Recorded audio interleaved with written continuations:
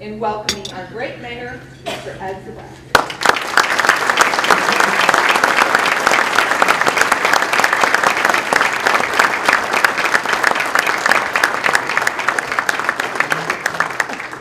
Thank you very much. A little bit of housekeeping. First of all, I'd like to introduce the First Lady of Tinley Park, my wife Emily.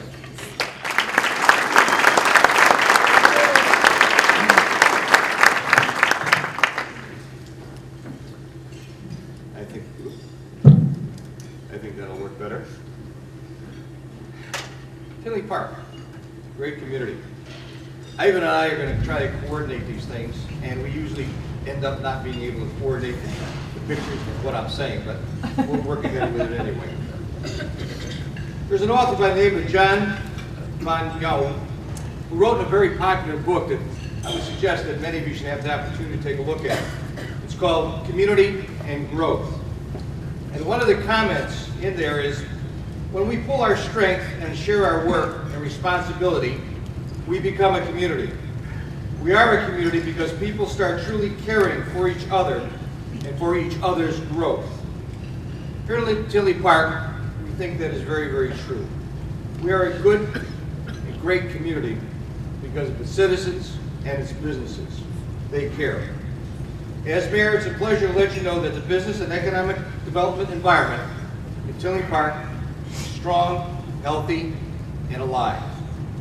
We remain one of the most dynamic communities in the Midwest, with a diversified economy, financial strength, and proven climate for business success.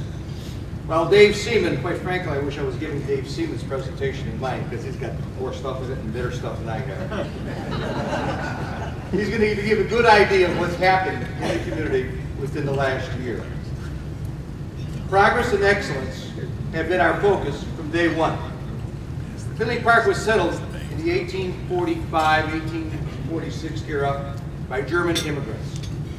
Once a small community of immigrant families who believed in smart agriculture and small business growth, Tinley Park is the 20th largest city in the state of Illinois and the 14th largest city in Metro Chicago. Recently, we heard from a gentleman by the name of Roger Brooks, who provided a non-biased community reviews for hundreds of cities around the United States and Canada. He provided a great many ideas for us to continue attracting businesses, residents, investors, and visitors. But most importantly, he and his team immediately recognized that Tinley Park is a great, proud community. And this community deserves national recognition by when he named us America's best place to raise a family. We say it often, but it bears repeating. Tinley Park made a plan, and we followed it. Our economic development plans must meet 4 criteria. 1, it must broaden and diversify our tax base.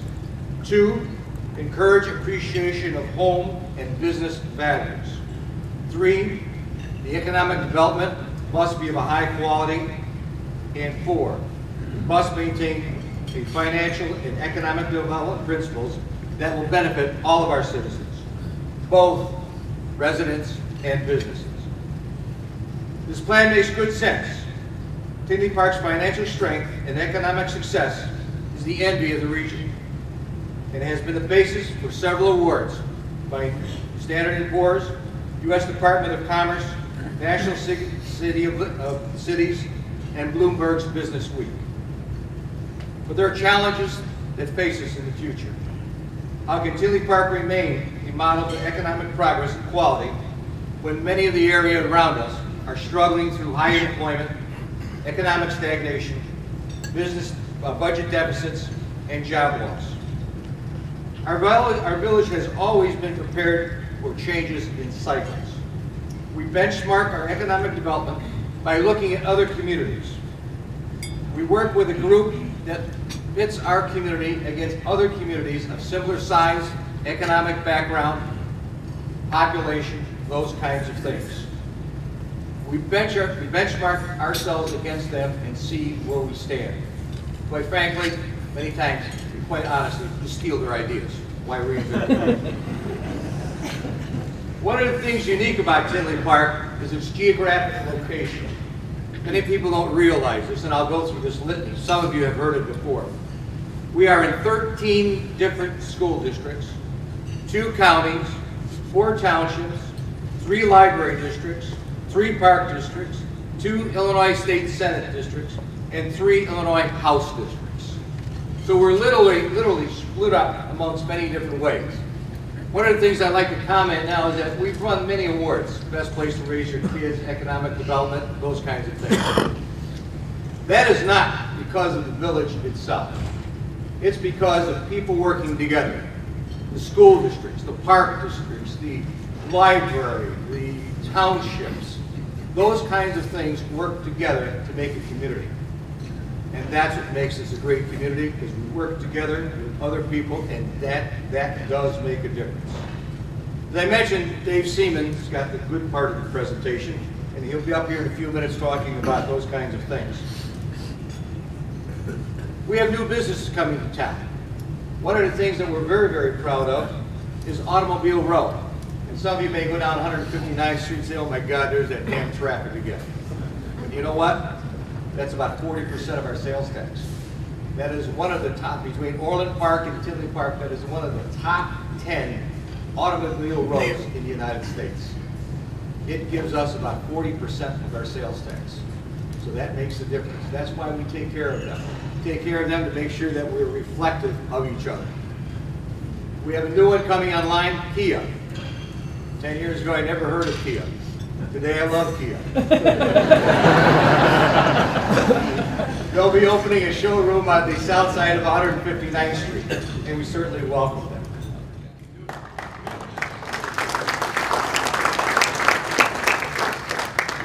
Teamwork also makes a difference. A village cannot be isolated, cannot be by itself. As I said before, it has to work with the park districts, school districts, everybody else. Because that integration between those groups is what makes us successful. Through the years, I'd like to mention especially 3 groups. The Tinley Park Chamber of Commerce. Many communities, there's sometimes a little bit of difference between them. But Tinley Park, the Village Out, and the Tinley Park Chamber of Commerce has had a wonderful, fantastic working relationship for many, many years. I've said many times to them and many times to the business community, your success depends upon us, and also our success depends upon you. That's a good thing to remember. But we're very happy through the years with the Tinley Park Chamber of Commerce. Ministerial Association, small group. I meet with the ministers. In fact, I'm meeting with them tomorrow, so and if you want, I could have them hear your confessions later on. They will come in clean hankies. If you're Catholic, you know what that means. The other group is a new group coming online, Tinley Park JCs. Back in the 80s and early 90s, it was a very dynamic group. For various reasons, it kind of dissipated. I'm glad to see it's coming back online. Development of young, active people in our community. That's what we need. Young, active people getting involved in your community, making a difference. Too often, people sit at home, watch the boob tube, and don't worry about what's going on the outside. We need these kind of people who are willing to get out and make a difference in their community. Over the past 33 years, we've done something called tax abatements. Now, some communities, what they do is they collect your money, write you a check, and send it back to you. We don't do that. We never put it on the tax bill to begin with. And that is both for the business community and the residential community. Quickly, for an example, if you have a business or a home that has a valuation of about $350,000, over the past 10 years, you've saved about $3,000 that we have not put on that tax bill.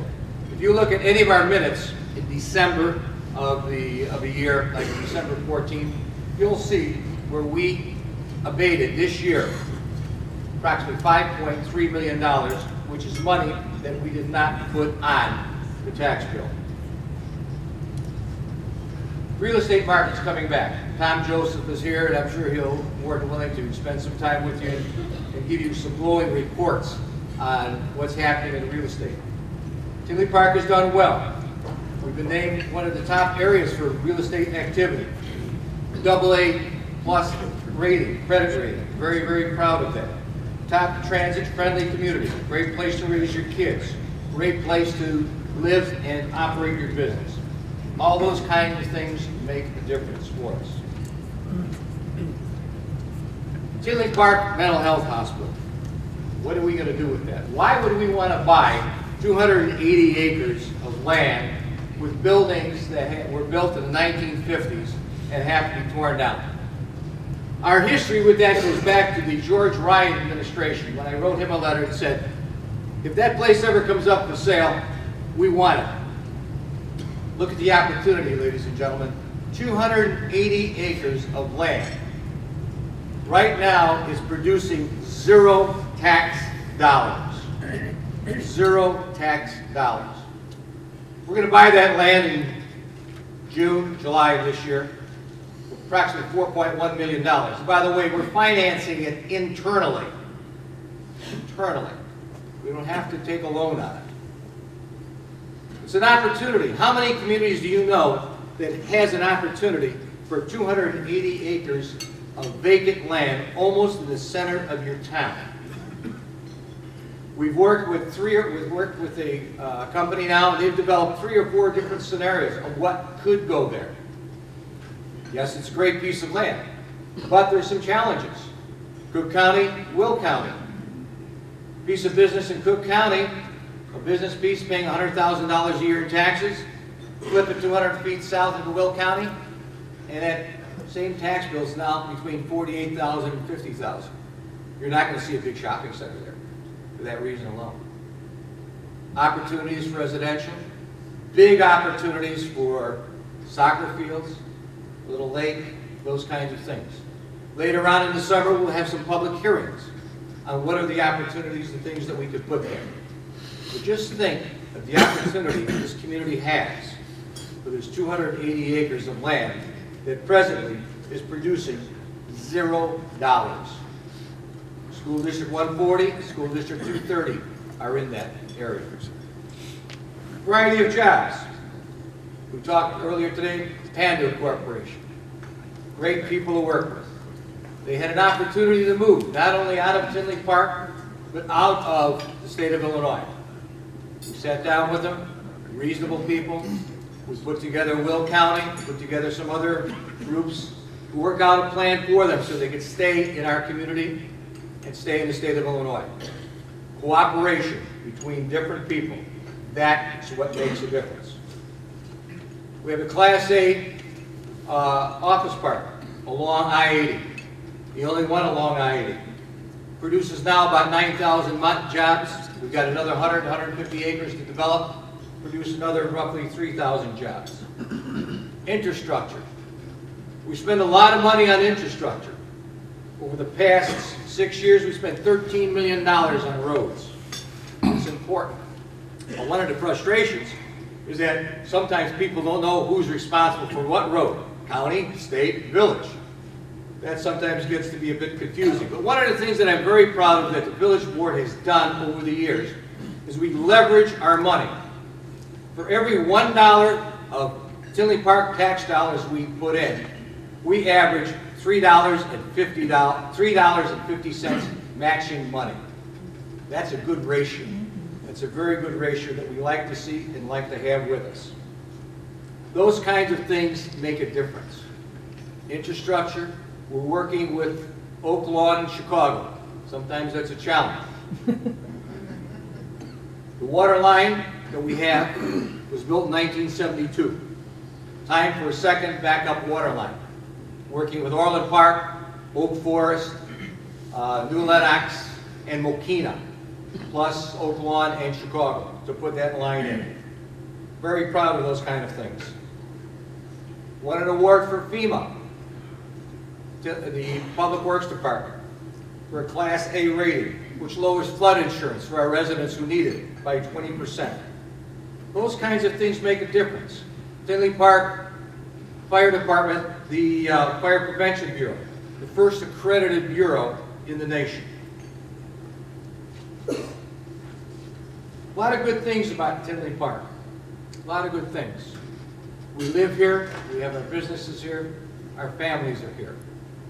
We're here for the long haul.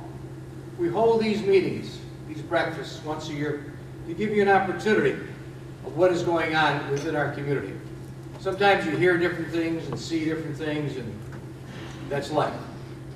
But economic development, quality of life, is alive and well in this community. Thank you.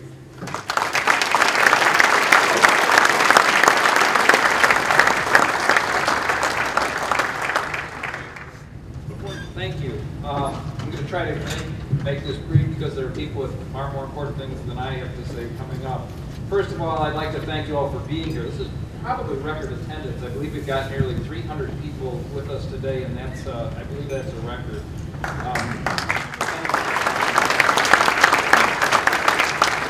I'm sure that Ivan's ordering this weather so that golf games were precluded. Probably had a little something to do with that turnout, but that's just great.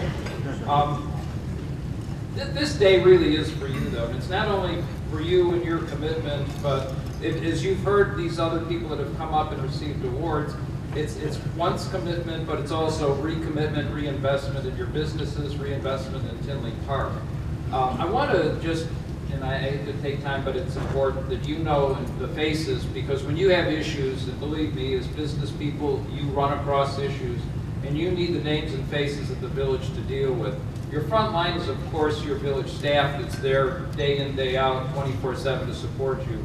But I do want to introduce and make sure you know the names and faces of those board committee chairs that basically are your contact when the first touch maybe doesn't work as well as it should. We've got Brian Maher. Brian chairs public safety and is right over there. So police, fire, and ESDA type issues are his. TJ Grady, building and compliance. TJ, I think you're back there. So when somebody knocks on your door and you don't like the outcome, there's another route of appeal. Mike Panito is your building audit and admin chair, and I don't know that Mike is here. There he is, okay. One of our newest trustees, Brian Yonker, who chairs Public Works. One of our newest trustees is Jake Vandenberg, Planning and Zoning. Oh, okay. So just make sure that you know these faces and you know who to contact when you have issues. One thing that I want to make sure everybody knows here is faces change, but the commitment to Tinley Park remains the same. And these new trustees are as committed as we are in making sure that you're a success here in Tinley Park. We've experienced expansion, growth, new jobs, investment, and economic health. This has been due to an economic development plan that has really served us well over 4 decades, with the architect really sitting right up here, Patrick Ray, our village clerk. This time of economic change with recession and everything else has really tested us. But I think that you can see, as the results show, that even during recession, we've been able to survive. Our commitment, our small business commitment, I think speaks to that, because you saw very few businesses go away, and despite this recession, we still ended up with a net 260 new businesses since that recession began 7 years ago. Our cycle of investment and reinvestment is really reflected in what you see happening on a day-to-day basis, which is basically we work for you, and in turn your success is our success. We're able to basically prosper when you prosper. We're able to provide better roads, better police, fire, public works, schools, parks, and efficient government because of your success. We remain one of the first and only accredited economic development organizations in the state of Illinois. Once again, we just don't want to talk about how great we are, but we want third parties to come and tell us that, to reaffirm that, to validate that we're as good as we think we are. And I think that's an important statement, not only for you, but you've heard about it with the Fire Prevention Bureau as well. And we're looking for more ways to once again give you the confidence in us that we think we deserve. 63 new businesses open up this year in Tinley Park. Not bad for a recovering economy. These 63 new businesses created 700 new jobs. That is important. It's also important to note that our unemployment rate and foreclosure rates continue to be consistently below national averages. The lower unemployment rate means a lot, because when you take a look at your neighbors, at your Tinley Parkers, because many of you lived in this town as well. We've got 988 people that didn't have jobs last year that are now employed. That's a huge difference. And we're hoping that that means more business for you. Services, an important part of our job sector. We have professional and technical job growth. One example, we have 37 new licensed professionals, including physicians, therapists, and veterinarians.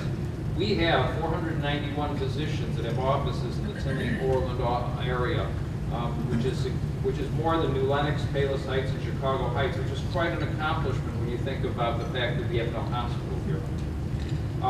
We also, because of this type of commitment, have been named by Movado Real Estate Research one of the top 10 best Chicago suburbs for young professionals, which we think is once again a nice accolade.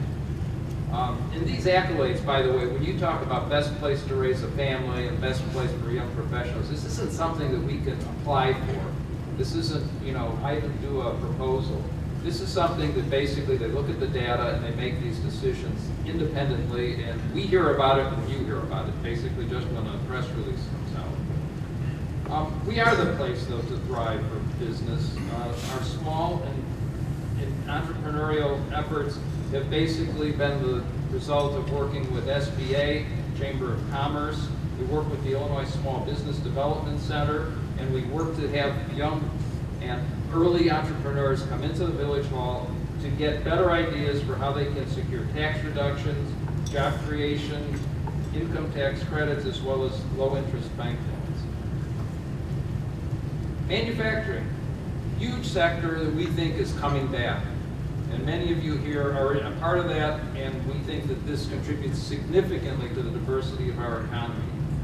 We have over 2,800 people employed due to the economic, the global efforts that we make in manufacturing. And some of those products, just to give you an idea, that are made here in Tinley Park include golf clubs, gyroscopes, football helmet face masks, printed textbooks, brushes, plastic molds, hot cocoa mix, wax paper, network wiring, transmission parts, and bakery products, just as a sense of the diversity of the types of things that we actually make here in town. Sales, another big piece of what we do, and a big piece of our success, as the mayor mentioned earlier, our Auto Row is one of the top 10 automotive sales locations in the country. Continues to be a sought-after location, and as you can see with the consolidation of Benthausen, Chrysler, Dodge, Jeep, and Ram, as well as the remodeled Cadillac, Buick, GMC dealership, and with the incoming Kia dealership, you can see that people once again are making the commitment to Tinley Park. We're proud of our services as well in terms of the entertainment and hospitality sector. This convention center has got the capacity to basically handle 77% of all conventions, trade shows, and conferences held in the United States. And we're competing for that, working with the state to help give us some more resources to do it. The convention center, the Southland Bureau actually has been working with us to make more dollars available to once again attract the kinds of events that bring money to the village, that bring money to the service businesses, and hopefully are helping you. The convention center hosted 1,700 events last year, catalyst for $265 million in annual economic impact. Great investment.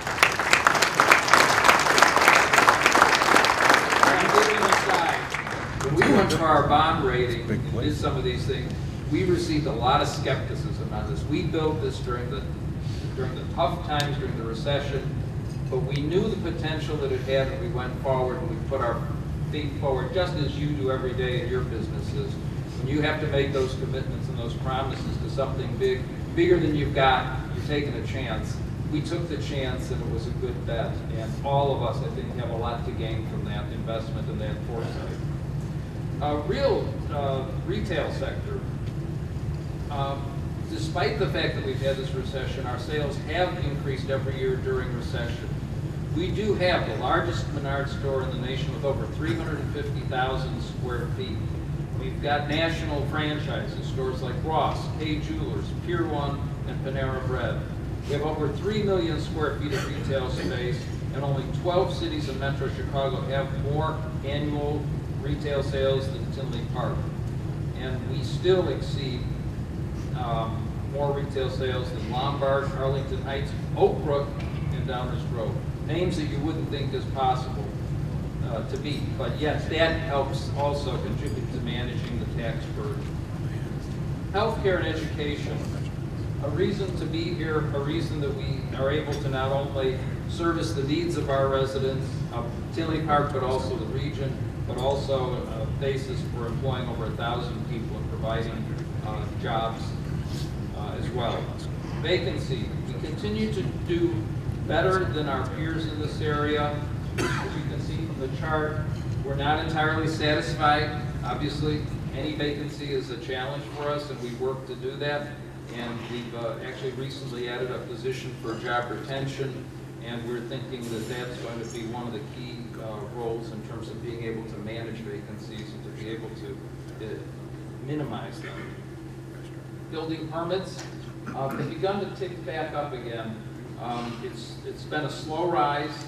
Certainly it's not where we were in the early 2000s, but we're beginning to strengthen. We still have opportunities. We have 700 commercial acres available, as well as 300 residential acres available in town. And we're going to continue to work hard with the right kind of development, with the right kind of facilities here in both residential and business. We do have to also work on that to be able to diversify that tax base. So that's important for you, important for us in the long and short term. We have a good story to tell. You have a good story to tell. You've each done a great job in promoting your own businesses. You've made them successful, and we want others to be with us as well. The kind of marketing that we're doing helps promote that success and your success. And as you know, with most businesses, success does breed success, and we're hoping to continue that effort. Our downtown project continues. We have challenges there. It's the heart of our community, but we've got projects on the shelf ready to go.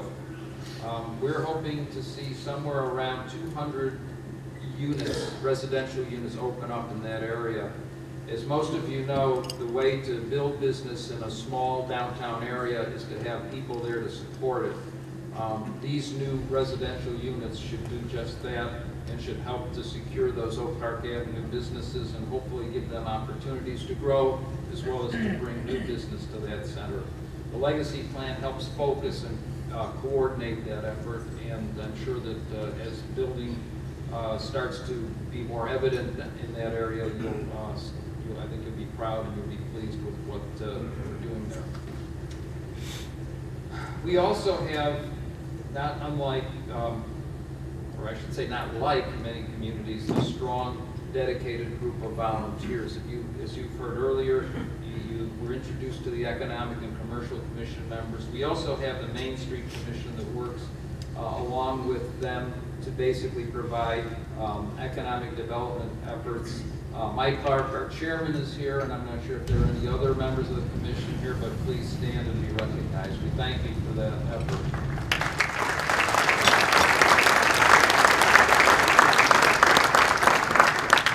Those are great things. They bring us great events, and I think that some of those elements also are reflected in our school efforts. The ECC, for instance, runs the Motivate program, and I know Rebecca has a big hand in that.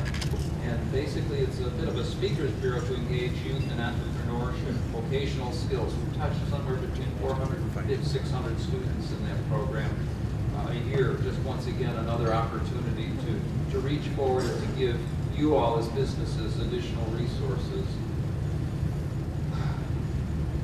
Business plans turned into profits.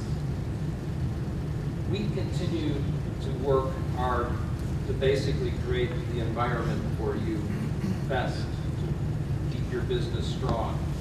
We work hard to expand our tax base. We work hard to innovate programs for businesses, and we try to provide the best quality services that our citizens demand and deserve. We We operate with sound financial principles. Our financial policy manual is subject to some revision right now, but that is one of the reasons why we have a AA plus house credit rating from Standard & Poor's.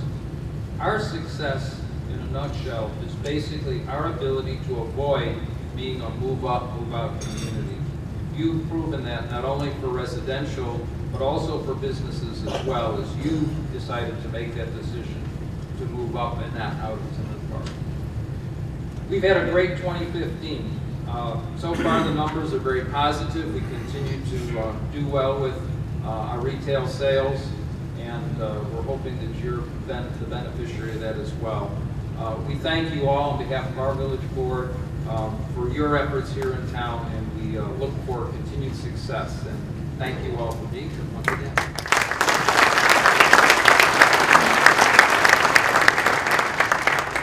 Thank you very much for that warm welcome. It's a pleasure to be here. I'm always incredibly impressed by all the activity that's taking place in Tinley Park. It's a remarkable community, and it's actually a real pleasure for me to sit through these presentations and hear about the kinds of strategies that you're using, because in a lot of communities I visit, they certainly aren't employing these sorts of strategies in any sort of effective way. The first thing I want to talk about are some themes for 2015. The starting point really here is that 2014 on balance was a pretty strong year for the U.S. economy. We saw a significant acceleration, particularly in the second and third quarters, where we had 4.6 and 5% growth. And if it wasn't for a very bad first quarter in 2014, we would have had on balance a pretty strong year for the U.S. economy. 2015 has gotten off, however, to a very depressing start. We only had about 0.2% growth in the first quarter of this year, and there's a number of reasons that can sort of explain this. The first, there were temporary factors. Again, we had bad weather, which particularly affected the East Coast of the United States. We also were unwinding the effects of a West Coast port strike, which has had a lot of disruptive effects on some of the logistics in some of the manufacturing industries in the U.S., and those things will wane with time. But we also have longer-term effects that are also sort of knocking some of the growth out of the economy, at least in the short term. And those things have been a strengthening U.S. dollar, which is making it much harder for U.S. businesses that serve export markets. Simply as a stronger dollar makes it harder for them to be competitive in a lot of the foreign markets that they're operating in. And then we have the unusual effect of what's happened in the oil industry. While oil prices have dropped dramatically, and this is a benefit to consumers, it's had a sort of an effect on the industries that have done so well during this recent buildup of fracking and other oil-related industries. They've seen a very dramatic decline in both their economic activity and significant layoffs in that sector. And those things all sort of subtracted from growth in the U.S. But perhaps the biggest concern we see so far has been the behavior of the consumer. Consumers have been sort of very reluctant to spend, and the expectation was with the drop in oil prices that you would see consumers be much more active in going back into the market. And we haven't seen that so far. Now, partially this was put off by bad weather during the winter, but the early sort of spring period hasn't shown as significant of a snapback in retail sales as we expected to have. So that's something we're going to watch pretty closely, because we still think consumers will have more money in their pocket, and then it's going to be a matter of confidence as to their willingness to spend this. But we'd like to see better consumer behavior. If you look at sort of headline news recently, the things that suggest sort of a fundamentally stronger economy, particularly has been the job market. We've been averaging well over 200,000 net new jobs per month for the last year and a half. The expectation is that's going to continue forward probably for the next year. So we're going to see continued improvement in the job market, continuing drop in the unemployment rate, and we think this will also have a spillover effect of sort of putting pressure on rising wages, which is something we'd like to see occurring at this point. The other thing is the stock market has continued to show sort of gains over this period of time. This has restored a lot of wealth to the U.S. economy. At this point, just last year, U.S. stock prices added about $1.1 trillion to U.S. household wealth. At this point, U.S. household wealth is at an all-time record of over $3 trillion. So the effects of the recession have been more than recovered. The problem is that the nature of who has received those benefits has been concentrated primarily in higher income households. So unless you own stocks or you own assets, you haven't really seen recovery, because over this period of time, you haven't seen wages grow very effectively. So one of the things we want to see is this sort of spread to the middle and lower middle class, particularly as wages start to increase, people who have not benefited from this recovery in the stock market. Another thing that we're going to see going forward has been this whole issue of what's happened in the oil markets. Oil prices in the last week actually have strengthened to a little over $60, but they're still well off these highs of when they were over $100 a barrel. The expectation at this point is we're still sort of in a bit of a supply glut, so there's not going to be a lot of room for oil prices to go up a lot over, say, the next 6 months, 8 months. So we're expecting oil prices to sort of stay in the $50 to $60 range. And what that translates to, again, is to sort of more money in consumers' pockets. You know, it's sort of like getting a tax cut that you weren't expecting. So for the average household, this is going to translate to about $500 to $700 more income, disposable income, simply through lower gasoline and lower energy prices going forward. Another thing we see is relative U.S. strength compared to world weakness. You know, at this point, the Eurozone is still struggling with all sorts of problems, very slow growth, continued problems in places like Greece and other selected markets within Europe. China has decelerated significantly. It's down to about 7% growth, which sounds pretty robust to us, but for the Chinese, that's fairly slow. And that's going to challenge them, and it's going to challenge some of the growth in Asia going forward. And in contrast, the U.S. is going to be a relatively strong market in comparison to those other places. And then finally, we also have this issue of sort of clashing world monetary policy. As the Federal Reserve has stated, one of the things we'd like to do is normalize monetary policy going forward. And what that means is at some point we're going to be raising the Fed funds rate, and this is going to translate into higher interest rates across the U.S. economy. This is at the same time that much of the rest of the world, actually about 21 central banks have all cut their interest rates or have entered into quantitative easing. So they're going into a loosening cycle. At the same time, we're going into a relatively tightening cycle. And so that's also going to be a contrast that's going to bear some attention. So let's turn to some of the evidence. So the first thing is employment. So as you can see from the chart, employment in 2014 really took off. We had consistently large gains in the employment base in the U.S. We're now above the recessionary peak before we went into the recession in terms of jobs recovery.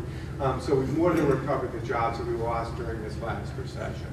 But one of the problems that's happened is this shows you wage and benefit costs coming out of this recession. As you can see, the two lines have essentially been flat coming out. So we've had less than 1% gains in both wages and benefits for workers for a fairly consistent period of time. And we think this is a challenge because, again, people don't necessarily feel a whole lot better about their circumstance until they see their paychecks sort of start to increase. And we're only starting to see that sort of trend up as the labor market is tightening, and we're hoping that we're going to get more traction, more wage growth coming into this next year.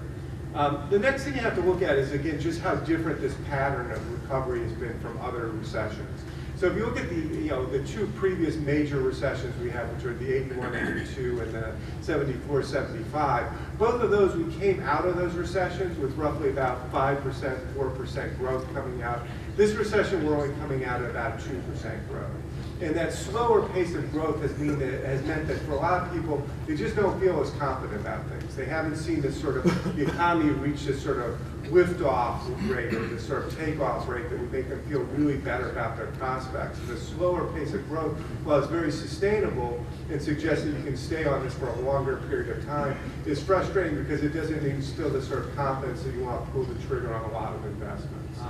So the next thing you want to consider within this particular context is the other positive indicators we're seeing at this point in terms of the economy. So the first thing is consumer confidence. Well, while it seems choppy that consumers aren't necessarily willing to spend, consumer confidence has been running at fairly high levels, which suggests, again, they're pretty optimistic about their conditions. And this is translating into some selective purchases. So at this point, what you're seeing is consumers are willing to spend on automobiles. Automobile sales have been running at fairly record rates. We're almost at a 17 million unit production pace in the U.S.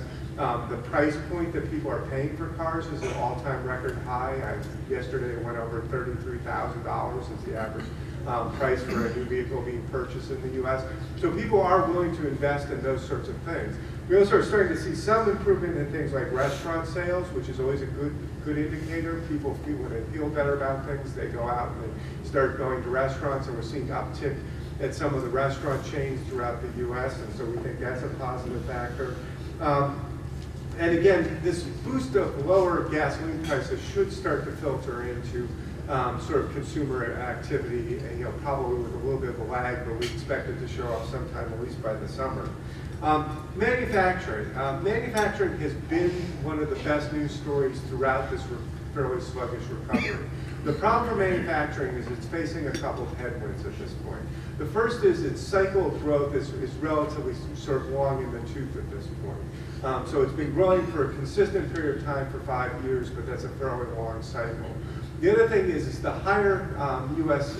dollar is definitely going to take some of the steam out of the manufacturing sector. And when we talk to large manufacturers with lots of export business, they're already sort of marking down their expectations for this year as they have to compete in this sort of tougher foreign exchange market. Given all those things, there's still sectors of the manufacturing economy that seem to be doing well. Again, auto and auto-related seems to be doing pretty well. But it's going to be a more challenging year for the manufacturing sector than it was, say, last year. Housing. Housing has not been one of those things that's contributed massively to this recovery, but it's been performing at a sort of an okay kind of level. The last case showing report that came out actually showed an uptick in terms of prices in the U.S. for housing, and the expectation is maybe housing is starting to get a little bit of a boost underneath it. One of the things that's facing the housing market is very tight supply of inventory at this point, so there's not a lot of product that people actually want to buy that's on the market. That will help push up prices over time.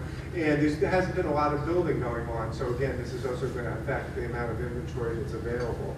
Again, with higher wages, the chances are that people will feel more confident about buying housing, and so therefore we expect with some wage lift this year that we're all going to see some improvement in terms of housing. So what to watch for in 2015? Well, there's a couple of things I've already alluded to. One is that our wage gains can become meaningful. Again, we're starting to see early evidence that wages are starting to tick up. We expect this to accelerate through this year, and we think on balance this is going to be a good news story for the U.S. economy. People will get more increases in salary, and we think that's a good thing. International developments. Again, we have this struggling world economy that we're dealing with. Japan has had very, very sluggish growth. It was actually in recession for 2 quarters. It's had nominal growth coming out and still has lots of issues to work through. European growth's about 1% on balance, so it's not going to add a lot to the U.S., to the world economy. And again, China has had this very sort of questionable sort of deceleration where they're putting in place a lot of stimulative policies right now, but it's still going to see how those play out over time. I think one other thing that we're looking at is investments in infrastructure and construction. If you look at the U.S. economy over this period of time, companies and state and local governments have been very hesitant to make investments in either construction or in infrastructure, and this is in some ways unfortunate. You have an environment right now where it's never going to be cheaper to borrow than it is right now to make investments in sort of long-lived assets. And one of the things we'd like to see is more aggressive spending in these sorts of longer-lived projects that we think, again, really makes sense to pull the trigger on doing this in the current rate environment that people have. So we think that's something else. Again, the strengthening U.S. dollar is something we're going to watch. And this last thing is cash hoarding. One of the things that has been considered a consistent theme throughout this recovery is businesses and banks essentially hoarding cash. So if you look at non-financial corporations at this point, they have well over $3 trillion of cash on their books. This is money that's not earning any return at this point. And the expectation is, again, that you have to flip that money into some sort of an investment or make it used more effectively. Banks similarly have about $2 trillion parked in excess reserves at this point. And the idea is if you can start lending that money into the economy, we could get some more lift going forward. So the current forecast. So the last FOMC forecast where we released our formal forecast was in March. At that one, the growth for this year was marked down from previously it was expected to be sort of the 2.6 to 3% range. We now have it coming in at 2.3 to 2.7, and then that repeating in 2016. Essentially, that's a little bit above where we think trend growth is in the U.S. economy. I'd say most participants right now in the FOMC think we'll be closer to the 2.7 figure than the 2.3 for this year, which would suggest, again, sort of modestly better growth and sort of a little bit more lift than we had in the last, say, 3 or 4 years, but still nothing in terms of spectacular growth. Inflation, The expectation is for virtually no inflation, and inflation running well under our target for this year. At the last FOMC, actually, the participants marked down the PCE forecast for the U.S. economy to only 0.6 to 0.8% for 2015. And again, you have to think of this in terms of what our goal is. Our goal is to have inflation running at 2% for the U.S. economy. So we think that this underperformance in inflation is a problem for the U.S. economy. We'd like to see inflation start to move up. And one of the goals for this year will actually to see that figure sort of rise going forward closer to that 2% target. Unemployment continues to improve. We have a very tightening labor market. We're actually getting to a point where we're near what we think is sort of a long-run natural rate of unemployment in the U.S. of about 5%. So we're close there. And this all translates into how the Fed's going to interpret policy going forward. Last year, we ended quantitative easing. We ended making purchases of treasuries and other mortgage-backed securities. And what we've done is essentially, while the Fed funds rate has stayed essentially anchored at 0, we've made a clear expectation that we expect at some point to start moving off of the 0 to 0.25% rate in the Fed funds rate. That being said, it's also been made clear that this will be a data-dependent decision, which means that we're going to be watching for information that suggests either one, that inflation is moving up closer to our 2% target, or that we're seeing unemployment actually fall below sort of the 5% level. So those things could act as sort of markers that would suggest when we'll start to make moves to sort of tighten the Fed funds rate. The bigger question for most people moving forward is going to be the pace of that movement going forward. So how quickly do we tighten, and how quickly do we move up to what we think is sort of the natural rate for where the Fed funds rate is, which would be about 3.5% to 4%. So it will take us a while to get to 3.5% to 4% from where we are currently at 0 to 0.25. So next I'd like to turn to Illinois. So the good news for Illinois last year was we saw significant improvement in the second half of 2014. The Illinois economy really started to gain some ground and some traction after very slow performance coming out of this particular recession. Illinois followed this pattern of we underperformed during the recession, we were worse off during the recession, and we have recovered at a much slower rate than most of the Midwest and the rest of the U.S. The unemployment rate has finally fallen to 6% for Illinois, but still above the national average. So if you look at current evidence of Illinois' performance, what you can see in this particular figure is recently, the first two columns, Illinois has shown some acceleration in job growth in the last couple of months. But if you look at the 12-month rate, as you can see, Illinois is still below the U.S. average, which has been growing about 2.4%, we're only growing about 1.3% when it comes to jobs. The next thing is, if you look at forecasts for where employment is moving, the good news is Illinois is adding jobs in some of the key industries that really sort of drive our economy, and particularly in the metropolitan Chicago area. The fastest growing areas are professional and business services. We are, for the most part, a business and professional services economy in Metro Chicago. The fact that that started to accelerate towards the end of the last year seems really good news for us. Construction has shown a significant turnaround. Again, we're seeing more construction activity throughout the region, and we expect that to continue going forward. And education and healthcare has also added jobs at a pretty good pace. Manufacturing was declining. Again, that's not surprising given, again, higher dollar values that you're facing. And manufacturing's had a very good run up to this point, but it's going to be pressured in this year. And the information sector continues to see consolidation, and we've seen for a fairly lengthy period of time, actually, some declines in jobs within the information sector. The one that's absolutely flat is finance. And that's one of the things that's been very different about this recovery. Banks and the financial sectors have been under lots of pressures, particularly regulatory pressures, coming out of this particular cycle, and they simply have not added jobs. Normally you will have seen a much larger acceleration in the finance sector. This time around you really haven't seen it. There's been lots of consolidation within finance, and it's been a much slower growing part of the economy than we normally would have. However, I took this quote from Moody's when they looked at Illinois' performance, and what they came up with is Illinois' economy has improved over the last year, but progress has been slow, and the state has underperformed the region, the nation, in key gauges such as jobs, income, and output. The weakness can be traced to failed fiscal policy, a slow housing upturn, and stalled manufacturing industry downstate. So, and this shows up in this particular figure. This is something we put together. It's a coincident indicator index, and it shows the cycle performance of different states in the U.S. coming out of the recession and headed into the recession. And the key line for this is Illinois is the blue line in the middle. And the green line is interesting, is Michigan. Now, if you look at Michigan, Michigan died much worse coming into this recession, had much more severe. But as you can see, the rate of growth coming out from Michigan has been pretty sharp. And they're actually closing the gap with where the U.S. is, which is the red line. Whereas you can see for Illinois, we've almost maintained this distance the whole time throughout this period of time. We dropped lower and we've stayed lower. We really haven't made up this gap like you would expect in other states within the region.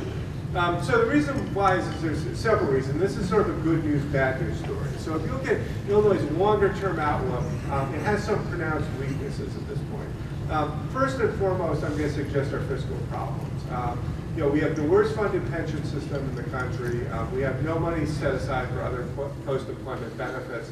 And the state budget has a structural deficit, depending on who you talk to, probably between $6 and $9 billion at this point. We have slower long-run trend growth, which means as an economy, it's going to be harder for us to grow our way out of our fiscal problems. So we basically have to sort of manage them pretty effectively. So we underperform at this point, both during downturns and in recoveries, and that's going to be a challenge for us longer term. Demographics, with the exception of the Chicago metropolitan area, the rest of the state's losing population. So we're not growing ourselves either from a demographic point of view. And we have net out-migration at this point. Last year, about 63,000 people on net left Illinois. They left Illinois for Indiana, Texas, Florida, California, Wisconsin, and Missouri. And we also have an aging population. And one of the issues going forward is when the boomers hit retirement age, where are they going to retire? Are they going to stay in Illinois, or are they going to move elsewhere? Because they're a fairly key component of our economy and our economic base. Our strength, though, when you look at Illinois, is really has to do with our industrial base. We have a marvelously diversified industrial base with an outstanding market location. So whether it's business services, headquarters, technology, advanced manufacturing, we're all positioned really in sort of the top tier in terms of those activities. Strong performance in tourism and conventions, logistics and distributions, we're really almost unmatched simply because we had better infrastructure for doing these things than almost any other state. Higher education and agriculture. So again, we have really strong sectors throughout. Human capital, which is most economists will suggest is the largest predictor of economic success over time. Illinois, again, is well positioned, in particular Chicago. We have an above average percentage of our population with bachelor's degrees and graduate degrees, and that's going to help us in terms of the important thing, which often human capital has almost become more important than physical capital when it comes to sort of attracting business nowadays. And we have the best market position in the Midwest, really bar none. We have better access to capital, better access to sort of a retail market, and lots of other things that almost any other state would sort of envy at this point. So what can get in the way of this? And again, it's really the fiscal challenge. So if we get the fiscal challenge sorted out, many of these other sort of fundamental drivers of the Illinois economy should kick in and again make us sort of the premier place for doing business within the region. And again, the challenges are obvious. Unpaid bills. At this point, one of the ways the state balances its budget is it simply doesn't pay its bills on time, and that's simply a bad fiscal practice. We have logs of backlog bills. This is hits everything from local school districts to non-for-profit organizations that simply aren't getting paid on a timely basis by the state. Off-balance sheet liabilities. Again, our pension liability is significant, and at this point we haven't really figured out a way either to reduce the pension liability in any sort of clear fashion or to pay it off in any sort of systematic way. And the difficulty of sort of how we're going to deal with these things. This year we rolled back the increase in the state income tax. That was good news, obviously, for all taxpayers, but the problem is that opens up a $4 billion hole in the state budget in revenue that simply the state isn't going to have any longer. And that makes it almost impossible to make it up entirely through cuts to the budget. So an exercise would be if we cut all the discretionary spending in the state of Illinois' budget by 20%, we still wouldn't be able to make up the sort of gaps and fund our pensions going forward, because we're in such a deep hole. So what can the state do to try to address this? One is clearly cut the budget. That's going to happen in any, under any scenario we have out there. Shift costs onto local governments. This is already happening, and one of the real pressures that local governments are going to have is they're going to have to sort of increasingly fund operations that previously the state supported.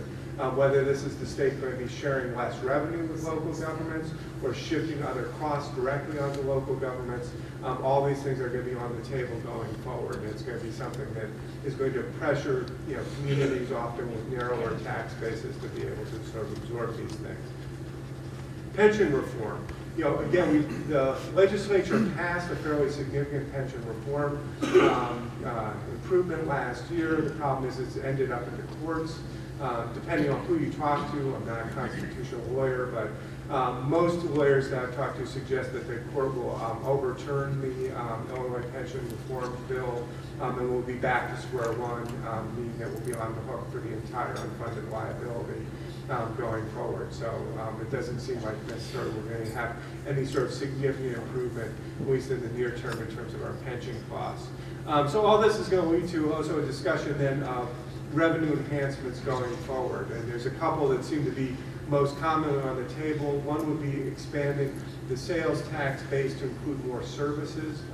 By comparison, Illinois taxes about 19 services under the sales tax. Iowa taxes about 120. So there's the ability to sort of expand the sales tax base to cover more services. There's also the issue of taxing retirement income. Illinois is one of the only states that exempts retirement income from the income tax. There's an expectation that that also might be put on the table. But obviously that would have an effect on whether we retain our boomer population as they retire. So that's going to be an issue going forward. I think the challenge, and sort of the last thought I want to leave you with is, so how does this affect a place like Tinley Park? Well, I think the discussion that has been raised by your leaders today really suggests that you're doing all the right things, which is you recognize that you're in a superior market position.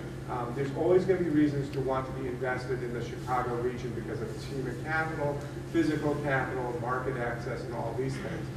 The challenge is you're still going to have a contagion effect of this bad fiscal condition within Illinois that's going to wash over every community regardless of how well run you are. But you still can be the best place to invest for companies that want to be in that market. And that seems to be what you guys do best at, is you really position yourself to be the best available option for firms that know that they want to be in Chicago, they want to be in Illinois. Because again, in the long run, they know it's the place where they're going to be most successful. But in the short run, it's going to be more challenging for communities that aren't going to be able to offer the sort of suite of services and all the advantages that Tinley Park is trying to put in place. So, tending to your own, sort of your own home cooking, doing that as well as you can is going to be really important because it's going to be a very challenging time for attracting investment, but you can make yourself the best target for investment within that particular environment. So in summary, at this point what we're seeing is in terms of U.S. economic growth, again, a modestly better year this year, some lift in the U.S. economy, maybe up to 3% growth, but still not going to be fast enough to feel, like we're in sort of a rapid period of acceleration at this point. Illinois has shown strength recently. We think that will also have some carryover into next year. And so we think that Illinois is sort of on a better path than it was, say, for the last 3 or 4 years. But the big issues is the sort of fiscal cloud that overhangs the state. And what that does is it just introduces uncertainty. And if there's one thing that I know as a business audience, you folks know more than anything else, the worst thing is an uncertain environment. And as long as that uncertainty isn't resolved, it's going to make it harder and harder for people to make long-term investments in these sorts of environments. So that's something, again, that the sooner that's addressed in some fashion, sort of the better off I think we'll all be. So thank you again for your time and attention and for having me back. It's a pleasure.